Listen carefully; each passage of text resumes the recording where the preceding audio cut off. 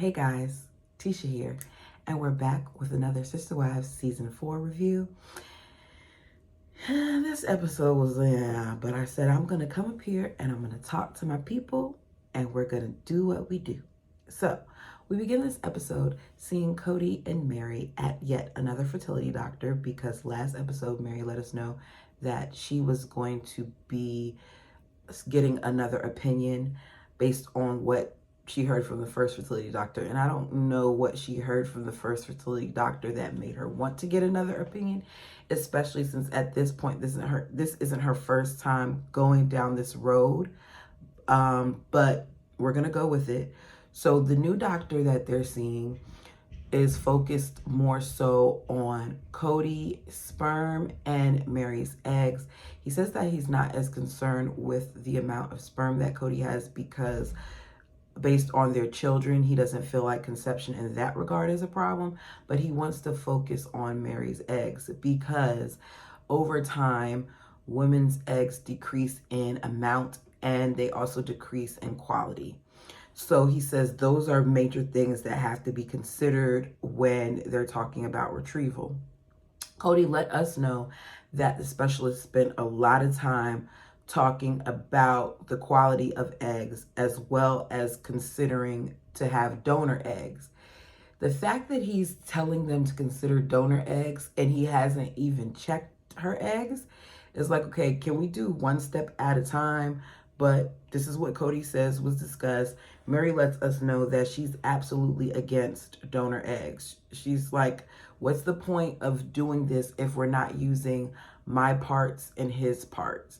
In other words, Kody, don't try to sit there and think that you can put your sperm in Robin's eggs and then call it my baby.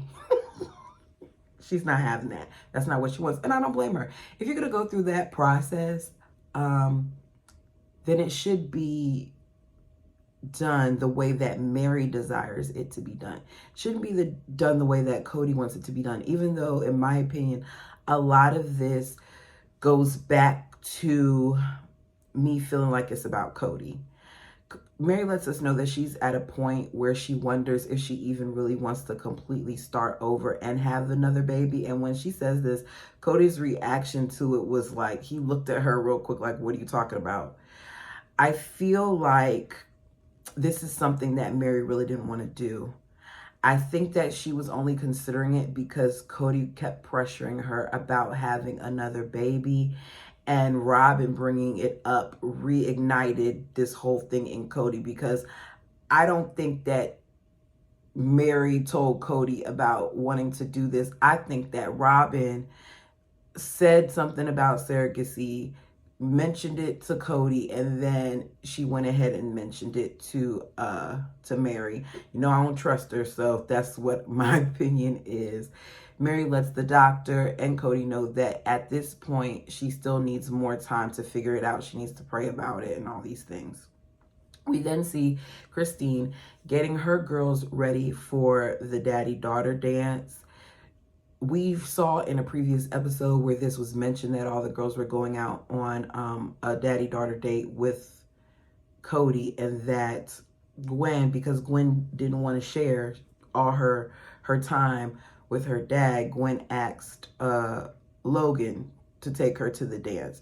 So this makes me look back at editing, and I feel like we jump all over the place sometimes with editing when it comes to TLC, which sometimes when I see certain things in confessionals, I question why the ladies seem to be speaking differently than they are in that moment.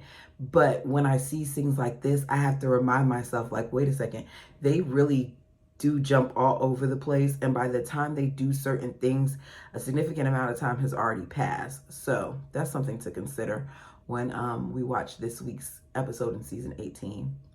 We see Mary and Robin were at we see Mary at Robin's, where Savannah, Brianna, and Aurora are getting ready. We hear from Robin that she invited Mary over because the little girls love Mary. She wanted her to be able to be there to take pictures, to share the moment, as well as give her opinion.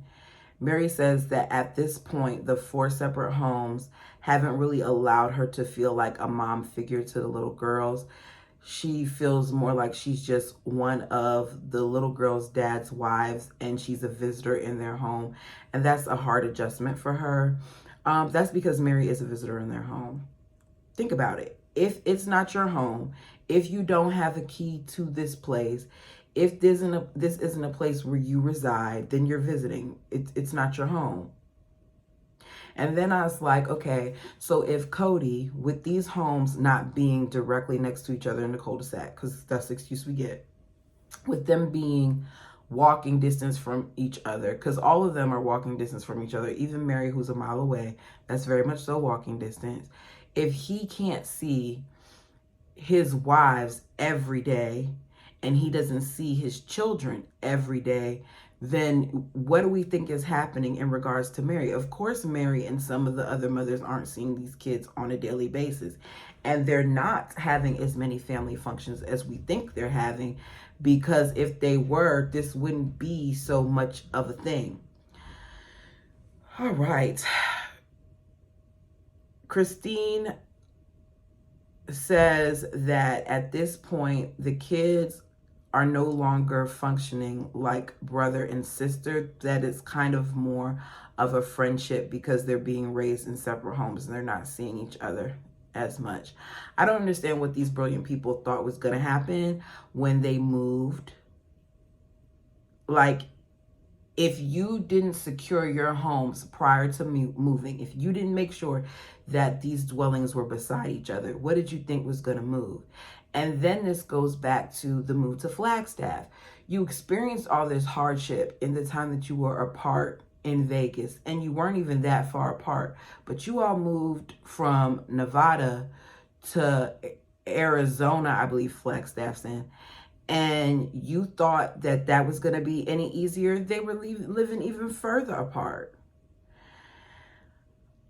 We see Kody and Logan taking the girls to the dance. Kody is enjoying this time. He's living it up. He's dancing with each one of his girls. He's letting us know that he's a hot commodity and he's taking turns. And at one point he's group dancing, and we see Logan and Gwen dancing. And then at one point they're all dancing, and the young ladies seem to enjoy themselves. So that was a hit. I wonder what the other parents thought, because they did a very good job of not capturing anybody else in that footage. So I wonder what the other parents thought. We then see that it's Valentine's Day, and Kody is going to the florist to get flowers. And rather than just saying that he needs 4 different bouquets, he decides to let the florist know that he has 4 wives. So now that we're in Vegas, we just love letting people know that we're polygamists. Of course, the florist is surprised, but she's there to do a job and she's there to make her money. So Kody picks out the different arrangements that he wants for each wife. Then we get to hear about how complicated Valentine's Day is for polygamists. So don't celebrate it. There are monogamous people who don't even celebrate it. So I don't care about how complicated Valentine's Day is for polygamists, because much like a lot of these holidays, you can pick and choose what you want to celebrate. The ladies discuss that they're going to do fondue with the kids for Valentine's Day dinner.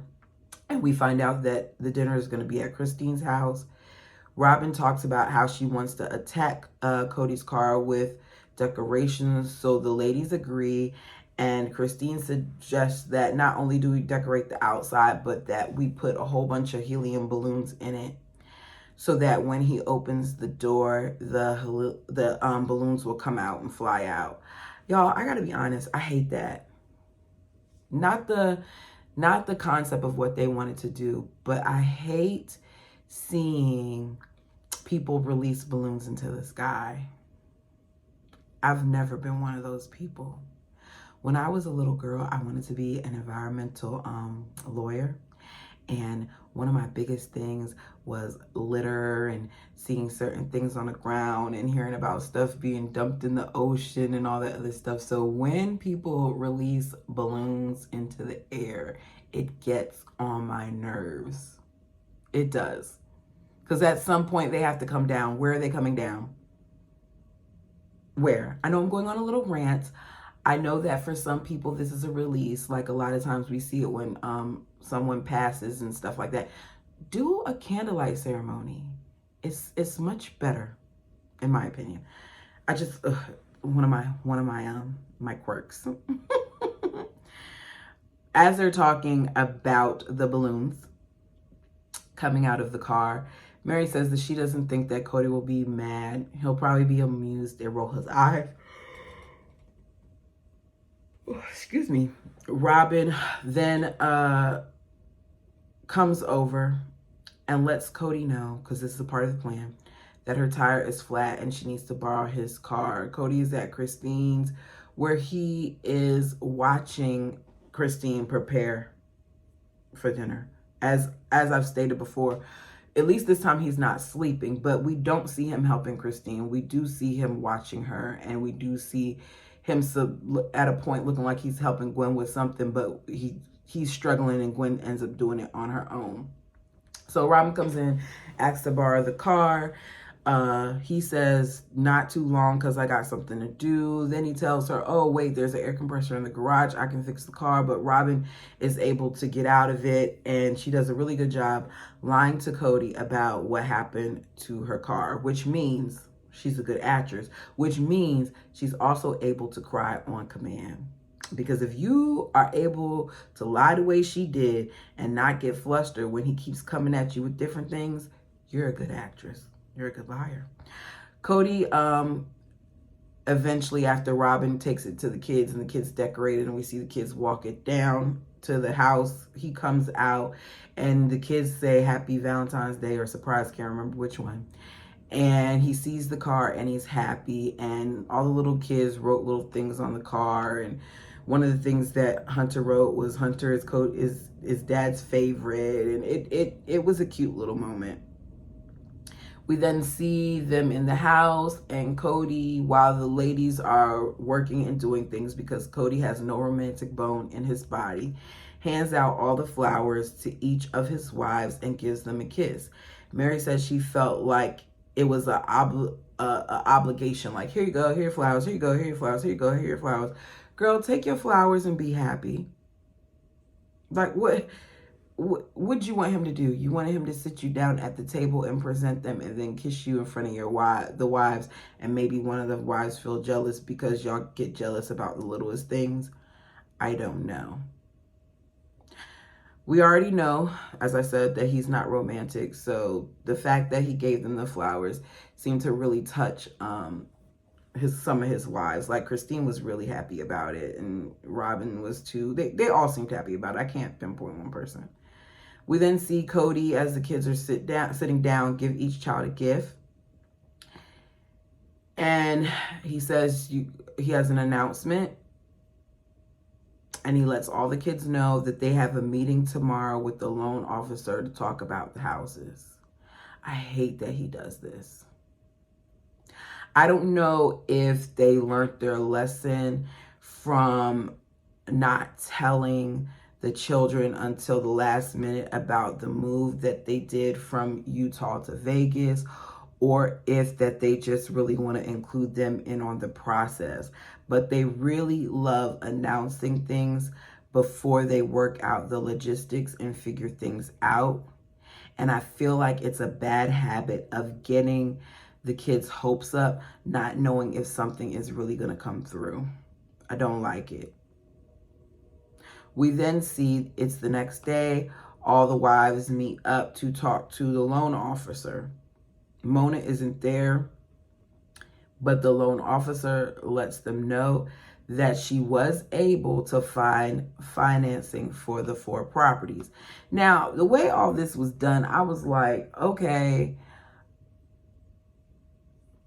tell me the bad before you tell me the good. Because they seemed to get excited, but then part of them was a little hesitant. But what happened was Janelle kept talking about how she was amazed by the fact that they were able to find financing, that she didn't think that this would go through. So I really want to know how they got these houses.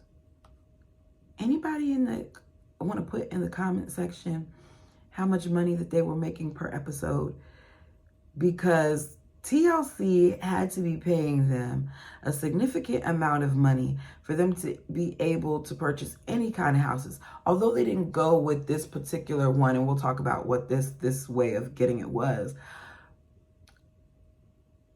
How do y'all go from struggling, being on a serious budget, Janelle talking so much about finance for this, finance that, adding a fourth wife with additional mouths to feed and another baby, to having enough money for the down payments of not one but 4 homes? TLC must have been paying them a good deal.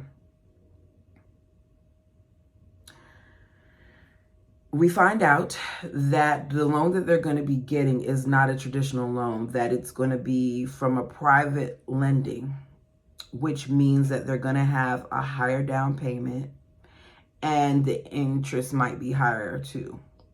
So when she speaks of a higher down payment, she lets them know that that means that you have to pay 40% per property, which means, let's say they buy a home that's $250,000, right?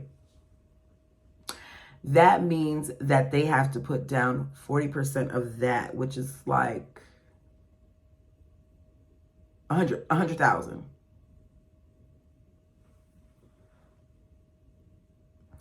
So that means that they would have to have $4,000 as a down payment for those 4 properties.